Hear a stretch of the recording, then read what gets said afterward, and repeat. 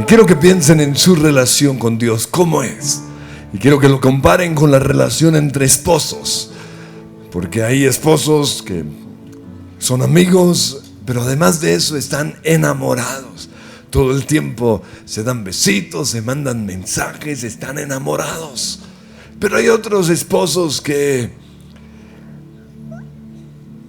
son simplemente amigos, ya perdieron ese primer amor. ¿Será que así está su relación con Dios? Creo que usted ya es amigo de Dios, pero no es una persona apasionada por Dios. Hay otros esposos que siguen viviendo juntos, pero ya no están ni enamorados, ni tampoco son amigos. Simplemente por apariencias viven juntos. En algunos casos hasta están en cuartos separados. ¿Es así su relación con Dios? Dios sigue estando en su interior, pero como dice Efesios, Él está entristecido. No hay comunión, no hay amistad. Otras relaciones se acabaron, se divorciaron. Y usualmente cuando un matrimonio se acaba, comienza el uno a hablar mal del otro, de la otra persona, porque están resentidos. Uy, ese sí es una porquería. Y así también hay personas que se han alejado de Dios. Y uno sabe que una persona se ha alejado de Dios por su manera de hablar acerca de su iglesia, de su esposa. ¿Cómo está su relación con Dios? Porque en Efesios 4:30 dice con respecto a nuestra relación con Dios: no entristezcan al Espíritu Santo de Dios con la forma en que viven. Hace unos años fuimos con mi esposa a una iglesia a oír un predicador. Y durante toda la alabanza, recuerdo que la niña que dirigía todo el tiempo decía: Dios está aquí, Dios está aquí. Nosotros nos miramos con mi esposa y dijimos: ¿y dónde? Porque no se estaba manifestando. Y yo no sé si la niña lo repetía simplemente porque era un hábito de repetir lo mismo, o si realmente ella era consciente de que Dios no estaba allí y quería atraer su presencia. Pues tristemente hoy Dios ya no está en muchas iglesias, y por eso es necesario volver a la oración de quebrantamiento que tuvo David en el Salmo 51, cuando se arrepintió de sus pecados y luego dijo en el versículo 11: no me alejes de tu presencia, ni quites de mí tu Espíritu Santo. Con respecto a esto, yo creo que debemos aprender de la historia, tanto de la historia de la nación de Israel como la historia de la iglesia cristiana. Dice Pablo al respecto en 1 Corintios 10:6 que todo lo que le sucedió a la nación de Israel sucedió para servirnos de ejemplo, para que no nos apasionemos por lo malo como lo hicieron ellos, para que no seamos idólatras como fueron ellos. El día en el cual ellos hicieron un becerro, la Biblia dice que se metieron una parranda impresionante al final. Y por eso aquí también dice: para que no nos entreguemos al desenfreno, ni cometamos, versículo 8, inmoralidad sexual, como algunos lo hicieron, por lo que en un solo día perecieron 23,000. Tampoco pongamos a prueba del Señor, ni murmuremos. Y todo esto, termina diciendo Pablo, sucedió para servir de ejemplo y quedó escrito para advertencia nuestra. Pues en Éxodo 33, el Señor se acercó a Moisés y le dijo lo siguiente: mira, la tierra que le prometí a Abraham, yo se las voy a dar a la nación de Israel. Yo enviaré el ángel para que conquisten la tierra, pero yo no los acompañaré. Ahora muchos dirían: no, pues lo importante es que nos dé la tierra. No, yo vengo aquí es para que me trabajo, para que me sane. Eso de su presencia no es algo así que me mate. Pero no fue así Moisés. Moisés dijo: Señor, si tu presencia no va con nosotros, no iremos. Y esa oración de Moisés conquistó el corazón de Dios. Por eso el Señor le dijo en Éxodo 33:14, y lo quiero leer en la Nueva Traducción Viviente porque vi algo allí que nunca había visto antes. Y es lo siguiente: el Señor le dice: yo mismo iré contigo, Moisés. No dice yo iré con ustedes. Yo no iré. No dice yo iré con la nación. No dice yo iré contigo, Moisés, y te daré descanso y todo te saldrá bien. Entonces podríamos decir que a la nación de Israel le fue bien gracias a Moisés. Y durante 40 años la presencia de Dios estuvo con ellos. Pero cuando ya iban a conquistar la tierra, la tierra prometida, el Señor les dio el mando a Josué y le hizo la misma promesa: yo estaré contigo. Y gracias a eso pudieron conquistar la tierra de Jericó, una ciudad enorme. Fue una gran conquista. Pero después iban a conquistar un pueblito chiquito llamado Jaí. Y mandaron a los de inteligencia para ver qué tan difícil era conquistar esa tierra. Y se dieron cuenta que era pan comido. Con 3,000 o 4,000 soldados podemos derrotar esa ciudad. Así que se fueron a la guerra. Y yo no sé qué pasó. No sé si las señoras salieron con escobas y traperos, pero estos soldados salieron corriendo. Y dice la Biblia que murieron 32 personas. Y por eso Josué le preguntó al Señor: Señor, ¿qué pasó? Le reclamó, dice la Biblia. Y Dios le dijo: es que Israel ha pecado, Josué 7:11, y han roto mi pacto. Y menciona 2 de los pecados. Dice: robaron de lo que les ordené que apartaran para mí. Y no solo robaron, sino que además mintieron y escondieron los objetos robados entre sus pertenencias. Por un solo hombre que había desobedecido el mandato de Dios, por un solo robo, por una sola mentira, Israel no pudo conquistar la tierra o conquistar esa ciudad. Y no solo eso, por un solo hombre murieron 32. Y el Señor sigue diciendo: por esa razón los israelitas huyen derrotados de sus enemigos. Y una vez más dice: no seguiré más con ustedes.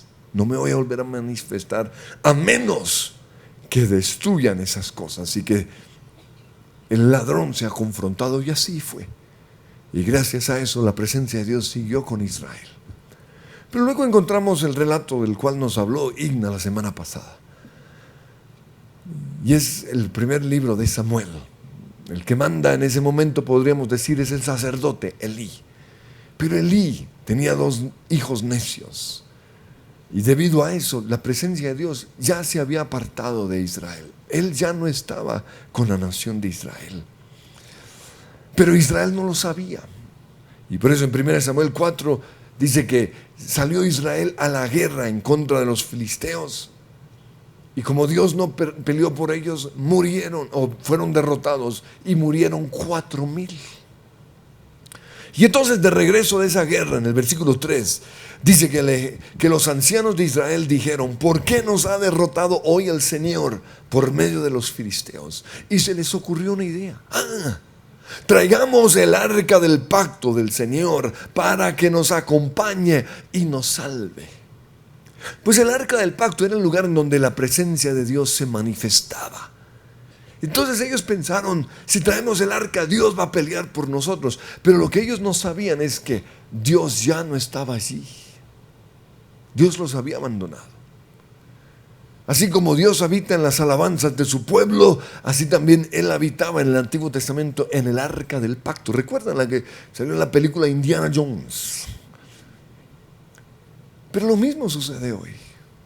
Hay personas que, aunque alaben, Dios no se manifiesta. ¿Por qué? Porque Dios los abandonó. Y ellos decidieron entonces traer el arca. Y cuando lo trajeron, hubo tal celebración que los filisteos se asustaron. Y por eso en el versículo 7 dice que los filisteos se acobardaron y dijeron: Dios ha entrado al campamento. Y además dijeron: ay de nosotros, que nunca nos ha pasado algo así. Y empezaron a hablar acerca de cómo Dios había peleado por la nación de Israel en Egipto. Y ellos pensaron que iban a una guerra que fijo iban a perder, porque el nombre de Dios era famoso. Pero Dios ya no peleaba por Israel. Llevaban el arca, pero no estaba la presencia de Dios. Y por eso dice la Biblia que los filisteos se lanzaron al ataque, versículo 10, y derrotaron a los israelitas, los cuales huyeron en desbandada y murieron 30,000 soldados de infantería. Y además de eso, los filisteos capturaron el arca del pacto. Y en esa guerra murieron los 2 hijos de Elí, que fueron culpables en gran manera de que la presencia de Dios ya no estuviera allí. Y precisamente cuando le dan la noticia a la esposa de uno de estos hijos, ella da a luz un bebé y le pone por nombre Icabod, que significa la gloria de Dios se ha ido, se alejó. Cuando la iglesia se inicia, los primeros 3 siglos de la iglesia cristiana, la presencia de Dios, su gloria estaba con nosotros. Pero luego la presencia de Dios también se alejó.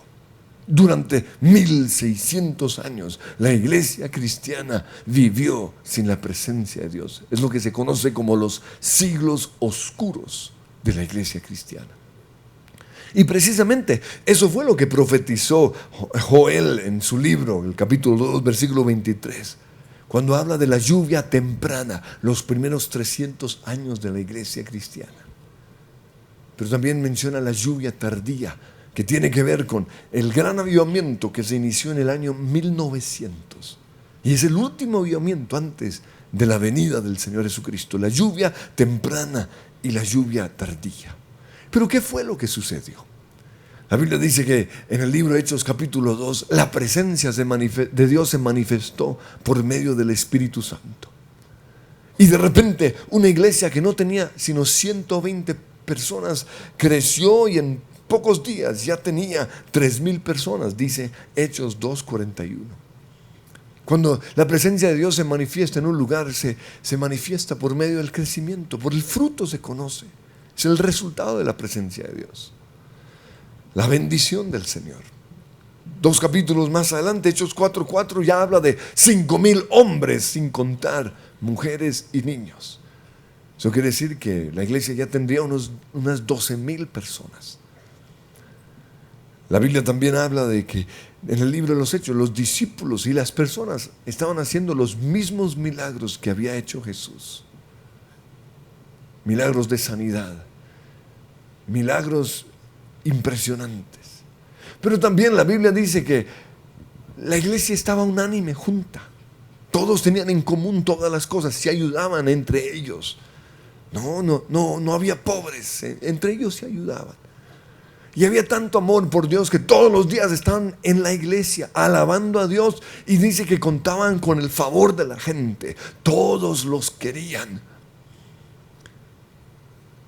Y el Señor añadía a la iglesia a los que debían ser salvos. Y fue tal el crecimiento que empezó a extenderse por todo el mundo. Pero luego, a partir del año 100 hasta el año 313, la iglesia empieza a ser perseguida por el Imperio Romano, quizás porque se convirtió en una amenaza. Pero lo increíble es esto, que a pesar de la persecución, la iglesia seguía creciendo. Y otra cosa, gracias a la persecución, la iglesia se mantuvo una iglesia pura y sin mancha. ¿Por qué? Porque ¿quién quiere ir a una iglesia en donde los soldados lo esperan a uno afuera para encarcelarlo? O peor todavía, agarraban a los cristianos y los llevaban al Coliseo, y así como en una corrida de toros, los cristianos eran un espectáculo, excepto que los cristianos eran los toros, y los mataban. O sea, ¿quién quiere ser cristiano con esas amenazas? Pero ahí es donde se conoce el verdadero corazón de una persona.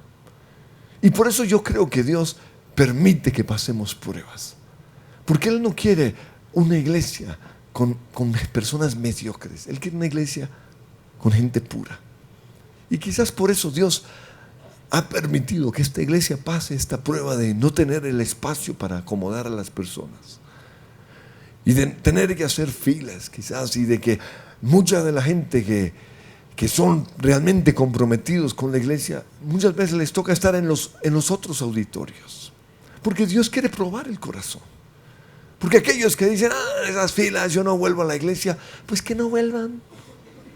Yo recuerdo que cuando estábamos construyendo este auditorio, estaban haciendo el Transmilenio y ellos desbarataron totalmente esta calle. Entonces esto era un edificio sin terminar, esto era una cantidad de polvo, pero lo peor es que afuera eso era un barrial impresionante. Y unas personas me dijeron, yo no regreso sino hasta que terminen estas obras. Y yo pensé en mi interior, pues que nunca regrese. ¿Por qué? Porque una persona que no es capaz de pasar por las pruebas, por los momentos difíciles de una iglesia, no merece estar acá en los momentos de gloria. Y eso fue lo que sucedió en la iglesia en los años de la persecución. Pero como siguió creciendo, llegó a convertirse en la institución más poderosa del mundo o del Imperio Romano. Por eso en el año 313 Constantino proclama su famoso edicto de Constantino, en donde se acaba la persecución de los cristianos. Y en el año 380 el cristianismo quedó reconocida como la religión oficial del Imperio Romano. Pero lo que parecía ser algo bueno, porque ya no estaban siendo perseguidos, ya tenían una cantidad de privilegios, se convirtió en algo malo. Porque Satanás trabaja de diferentes maneras. Si él no puede en contra de nosotros, ¿él qué hace? Se mete en medio de nosotros. Y eso fue lo que hizo Satanás. Se metió en medio de la iglesia. Y ahí es cuando comienzan los siglos oscuros. Porque de repente todo el mundo era cristiano. En el mismo lugar estaban personas que amaban a Dios y otros que ni conocían a Dios. Personas que ni alzan las manos. Y yo los veo aquí. Personas que mientras uno está predicando se paran y se van al baño. O sea, usted no hace eso en un cine, ¿o sí? A no ser que obviamente los llamen a su presencia kids. O que tenga usted permiso de su médico de hacer chichi cada 10 minutos. Pero yo a veces veo lo mismo en algunas iglesias. No todos aman a Dios. Hay unos hombres parados atrás, ahí criticando, o quién sabe qué estarán haciendo. Y eso fue lo que sucedió. Otra cosa, de repente la iglesia era lo play, era el lugar en donde había que estar. Porque ya allá están yendo los famosos, la gente linda. Ya se convirtió Falcao, Juan Luis Guerra. Y qué bendición que personas famosas conozcan a Dios. Pero una iglesia no es un lugar en donde nos venimos a encontrar socialmente. Porque eso fue lo que empezó a suceder. Así como hace unos años en las corridas de toros iban la gente famosa simplemente a ir a mostrar su sombrero nuevo. O que los vieran, ¿cómo estás? Y esto es lo que a veces sucede cuando la iglesia se convierte en lo play, en lo in, que se convierte en un lugar de encuentro social. Y olvidamos la razón por la cual nos reunimos. Pero otra cosa sucedió, es que el púlpito se convirtió en un lugar apetecido, tanto socialmente como políticamente.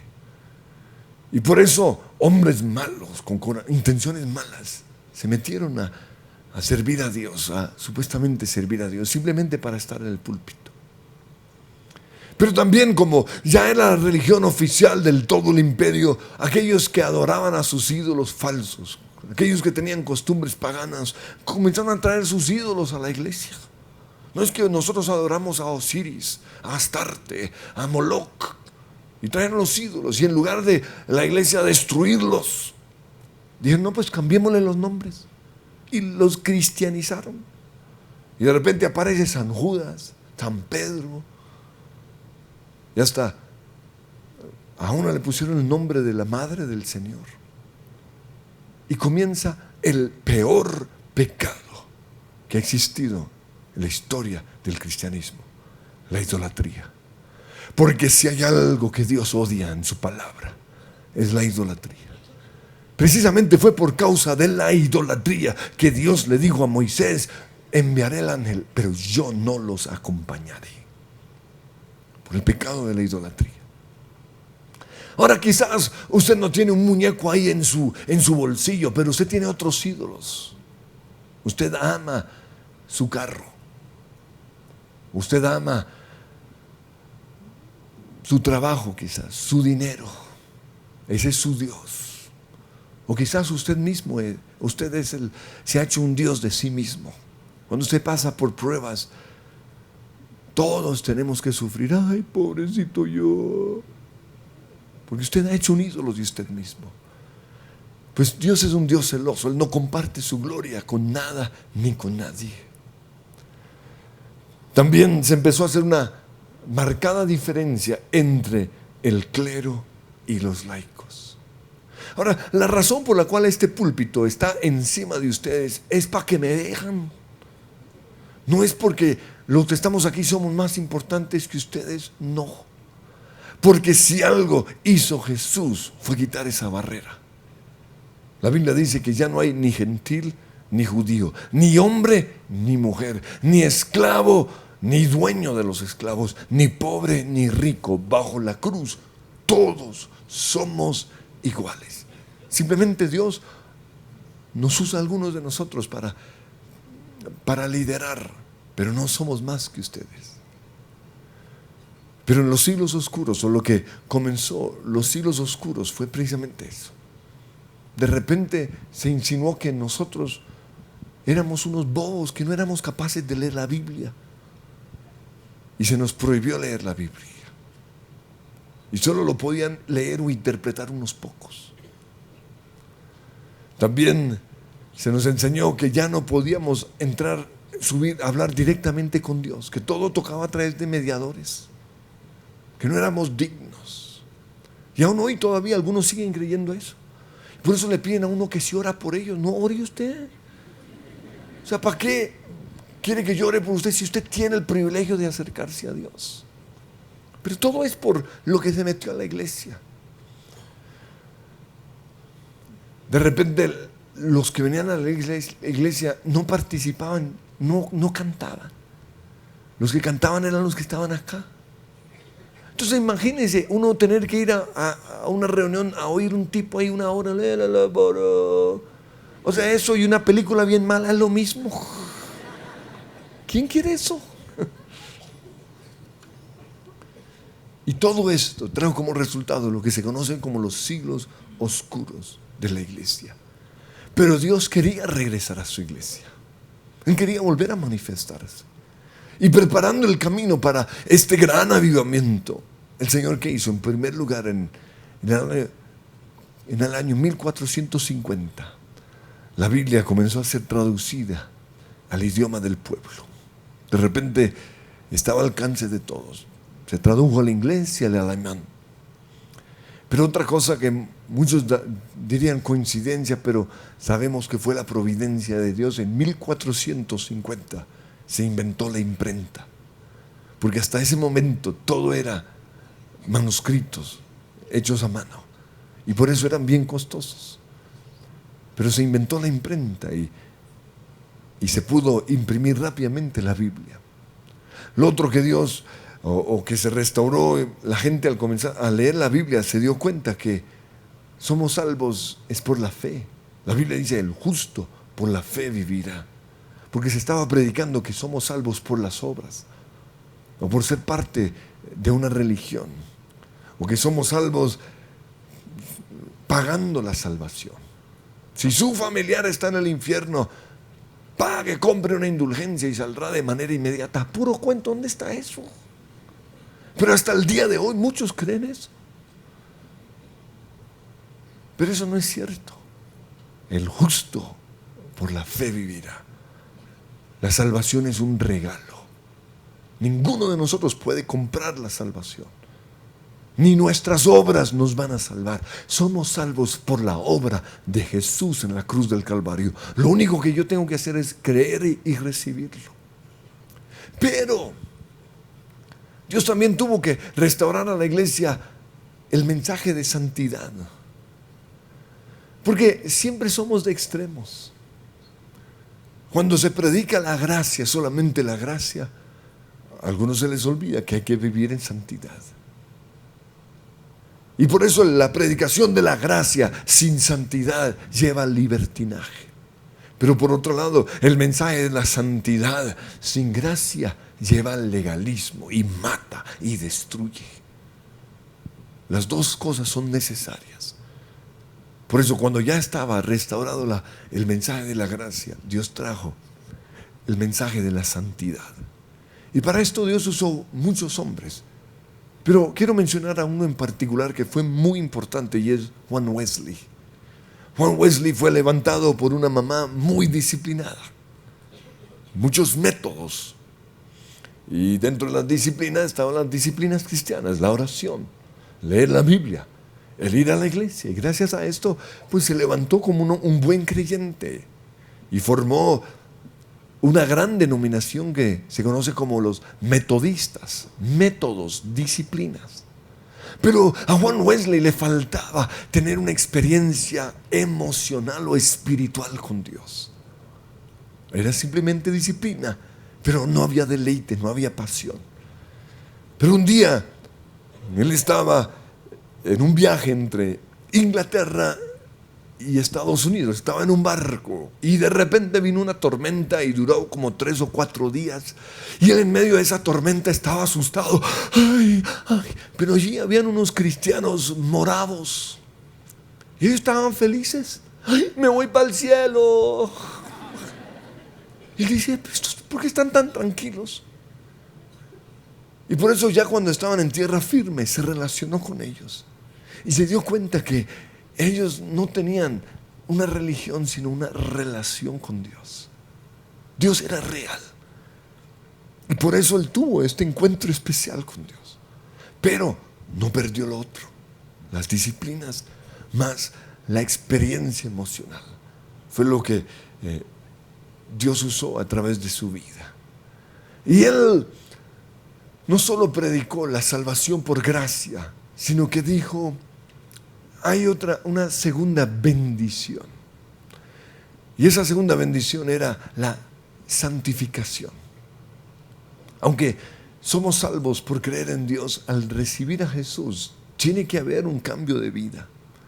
Y entonces siempre predicaban acerca de esta segunda bendición de santificación, y a veces se referían a esa segunda bendición como el bautismo en el Espíritu Santo, pero todavía no habían experimentado las lenguas o el fuego de Dios.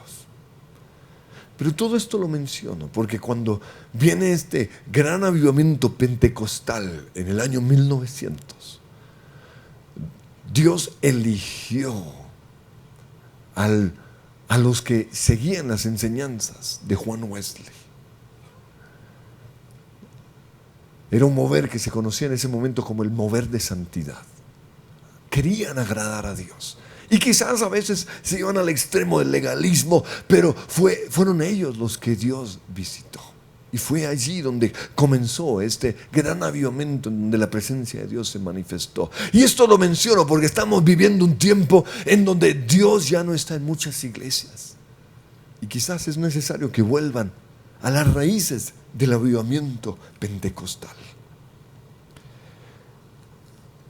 Pero uno de estos hombres, un pastor metodista precisamente llamado Carlos Parham, de Topeka, Kansas, se dio cuenta al leer la Biblia que la iglesia no estaba viviendo lo que el Señor les había prometido.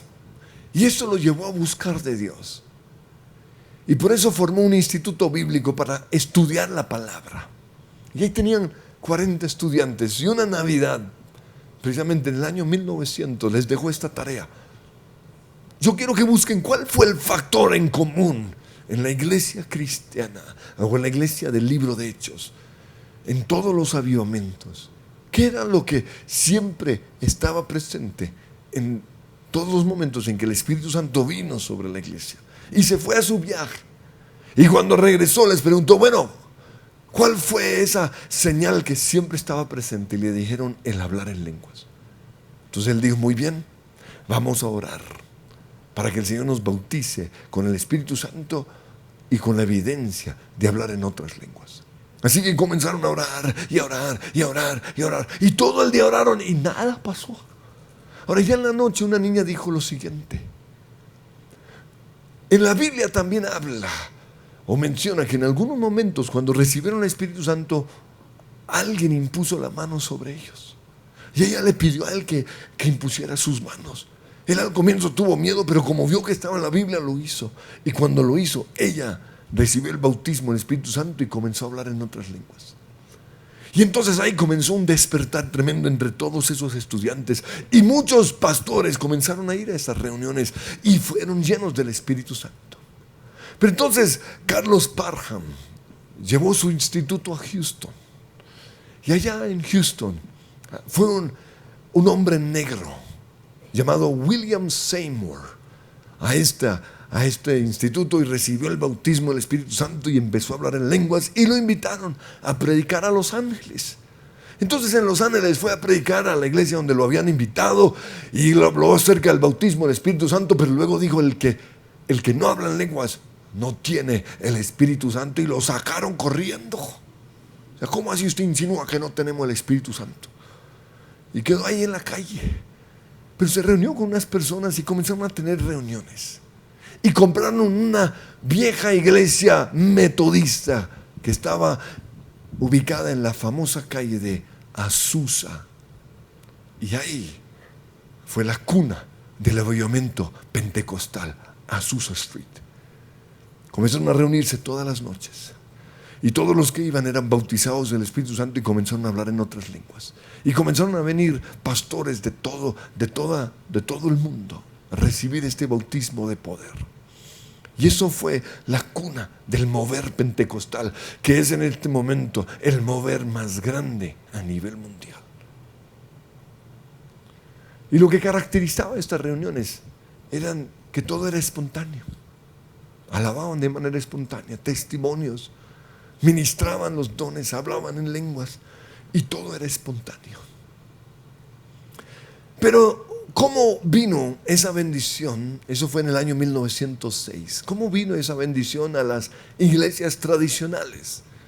Y cuando hablamos de las iglesias tradicionales nos referimos a los bautistas, a los anglicanos, a los presbiterianos, los luteranos, los católicos.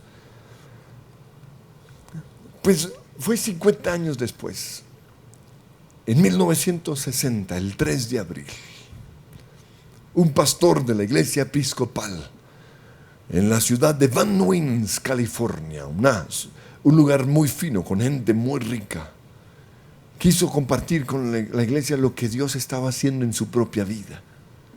Él sabía que se estaba arriesgando, pero había recibido tal bendición por medio del Espíritu Santo que quería compartirlo con toda la iglesia. Por eso habló ese domingo acerca del mover pentecostal que estaba invadiendo el mundo entero. Y luego terminó hablando de lo que Dios estaba haciendo en su propia vida. Pero también les dijo que él había recibido el bautismo en lenguas.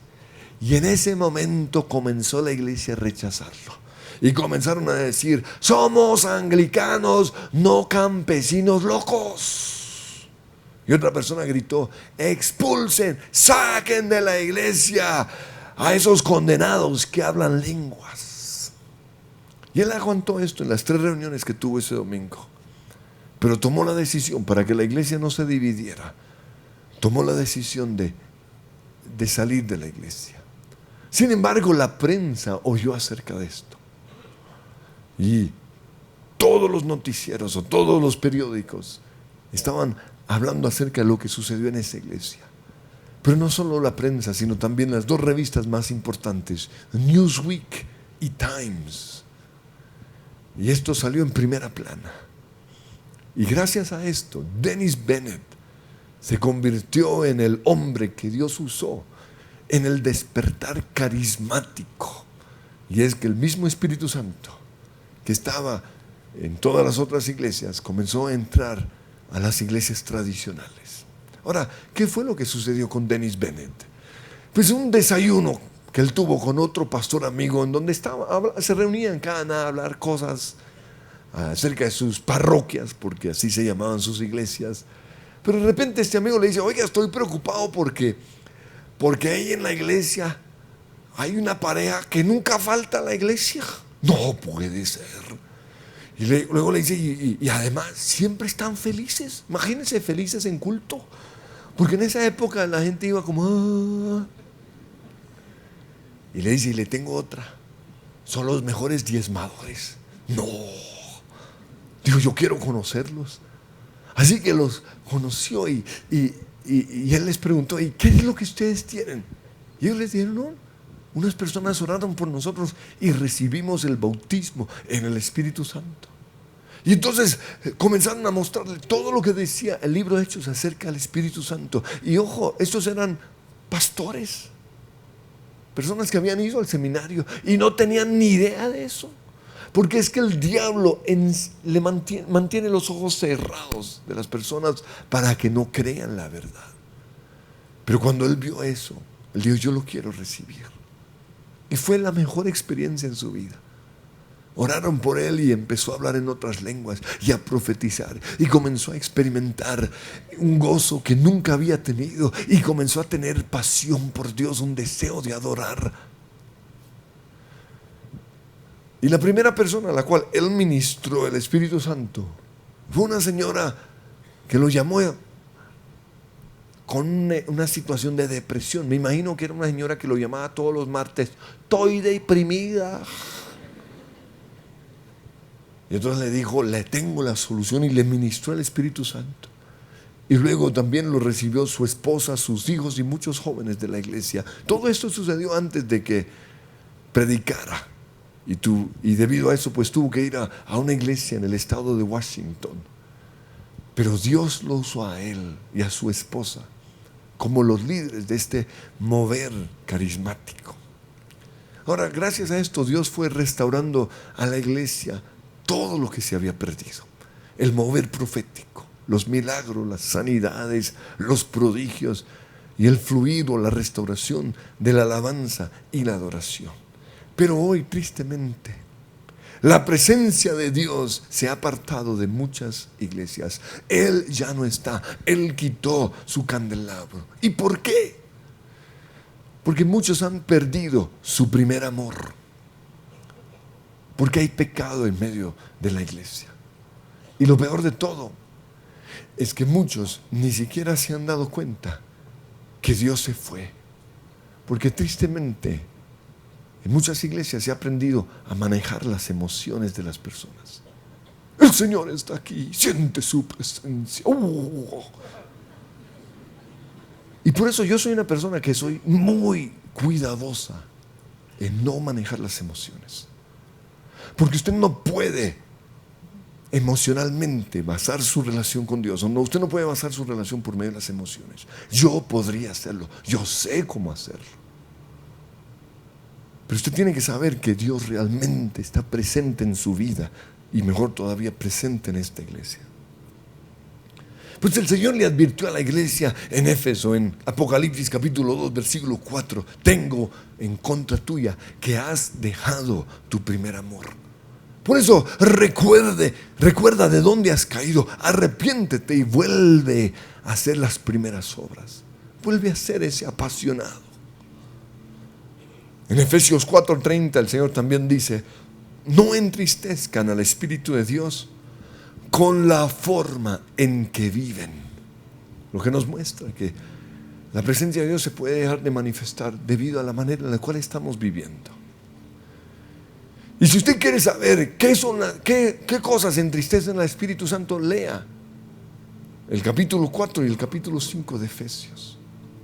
El primer pecado que menciona ahí es la mentira. Dice, quítese de vosotros la mentira. Y es interesante, pero el primer pecado que Dios confrontó en la iglesia primitiva fue la mentira. ¿Recuerdan? La de Ananías y Zafira. Y Dios los mató. Y algunos dirán, pero ¿cómo es posible que Dios los mate por una simple mentira? Pero ¿sabe por qué? Porque si la iglesia ha sido llamada para conquistar la tierra, no podemos permitir un pecado como ese que le da derecho al diablo meterse en medio de nosotros. Y por eso es necesario que busquemos en medio de nosotros qué pecado hay que está impidiendo que conquistemos la tierra. ¿Qué pecado impide que conquistemos el laboratorio? La Biblia dice que el anatema hay que sacarlo en medio de nosotros. Después de la muerte de Ananías y Zafira, dice en Hechos 5:11 que un gran temor se apoderó de toda la iglesia y de todos los que se enteraron de estos sucesos. Los otros pecados que menciona Efesios son, en el versículo 26, dejar que el enojo nos controle.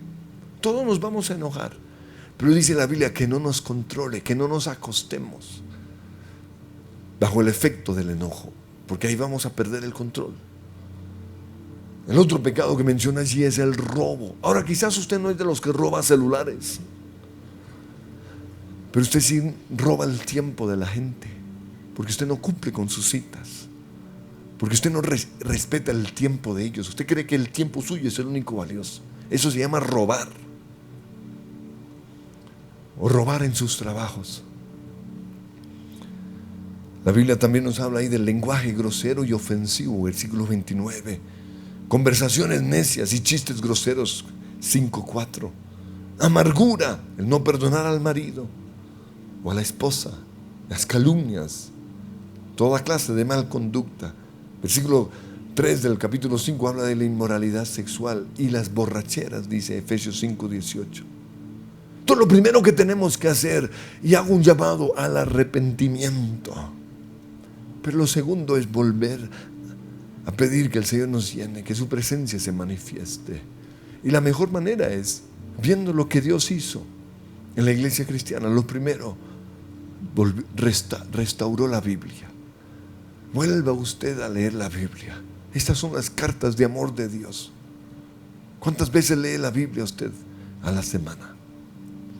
Lo siguiente es el mensaje de la gracia. Viva siempre bajo la gracia, no solo para usted, sino también para otros. Es el trono de la gracia a donde somos invitados a entrar. No es el trono, no es el tribunal de juicio. Viva bajo la gracia. Aunque 1000 veces le hemos fallado a Dios, Él 1000 veces nos ha perdonado. Y Dios nos pide lo mismo.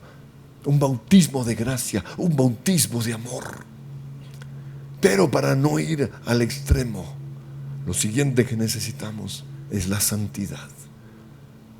Vivir en la santidad, buscar la santidad.